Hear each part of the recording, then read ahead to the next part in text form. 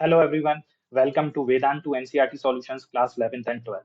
इस चैनल पर हम एनसीईआरटी के सारे सॉल्यूशंस का डिटेल डिस्कशन करते हैं। आज हम देखेंगे chapter 3 trigonometric function exercise 3.3 question number 5। Find the value of sin 75 and tan 15 degree. तो sin 75 डिग्री और tan 15 डिग्री की वैल्यू हमें फाइंड आउट करनी है।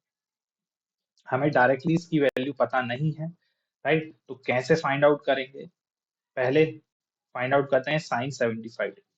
तो कॉन्सेप्ट क्या है कि साइन 75 में जो 75 डिग्री एंगल जो है, एंगल को हम ऐसे दो एंगल के सम या प्रोडक्ट में हम क्या करेंगे, ब्रेक करेंगे। दो एंगल्स में ब्रेक करेंगे, ऐसे दो एंगल्स जिनका ट्रिग्नोमेट्रिक फंक्शंस हमें पता हो।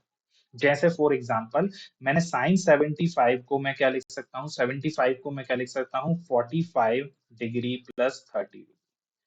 क्लियर? तो 45 डिग्री के भी ट्रिग्नोमेट्रिक फंक्शंस मुझे पता है और 30 डिग्री पे भी पता है। तो ऐसे दो एंगल्स में मैंने ब्रेक कर दिया जिनके ट्रिग्नोमेट्रिक फंक्शंस हमें पता है। क्लियर? अब यहाँ पे मैं एक आइडेंटिटी यूज करने वाला हूँ।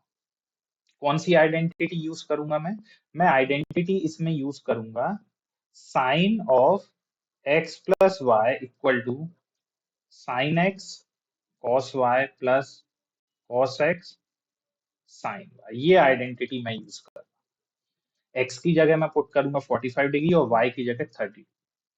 क्लियर? तो यहां से मुझे मिल जाएगा sine of 45 degree plus 30 degree, क्या मिल गया, sine 45 degree into cos of 30 degree plus cos of 45 degree into sine of 30 degree.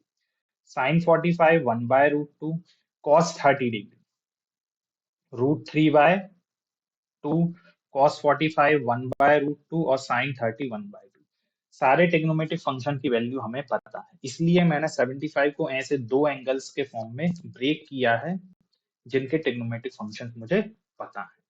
तो यहाँ से मेरा आंसर आ गया है √3/2√2 प्लस 1/2√2। तो मैं कह सकता हूँ sine of 75 degree is equal to √3 plus 1/2√2। This is the answer. Sine 75 degree किसके बराबर है, √3 प्लस 1/2√2। यहीं पे हम आंसर छोड़ देंगे। क्लियर है? √3 plus 1/2√2, this is the final answer. तो हमने क्या किया, 75 को ऐसे दो एंगल्स में ब्रेक किया जिनके ट्रिग्नोमेट्रिक फंक्शंस हमें पता है, फिर हमने रिक्वायर्ड आइडेंटिटी का यूज करके उसकी वैल्यू निकाल ली, √3 प्लस 1/2√2। इस तरह के क्वेश्चंस को हमें इसी तरह से डील करना है। इजी क्वेश्चन है। एक और क्वेश्चन देख लेते हैं, सेकंड पार्ट, 10-15 है ना। 10-15 को भी हम देख लेते हैं कि किस तरह से हमें करना है। 10-15, राइट? अब मुझे 15 को ऐसे दो एंगल्स में ब्रेक करना पड़ेगा, चाहे दो एंगल्स का सम या प्रोडक्ट, सॉरी सम या डिफरेंस, ना सम या सब्ट्रैक्शन, इस तरह से मुझे लेना है कि उनका सम या डिफरेंस या सब्ट्रैक्शन क्या मिल जाए मुझे, 15 डिग्री। तो मैं ऐसा करता हूँ, इस बार 45 डिग्री माइनस 30 डिग्री ले लेता हूँ, है ना। 45 माइनस 30 क्या होता है, 15। और 45 डिग्री के ट्रिग्नोमेट्रिक फंक्शंस की वैल्यू भी हमें पता है और 30 डिग्री के भी पता है। क्लियर? तो इन दोनों को मैं ले लेता हूँ।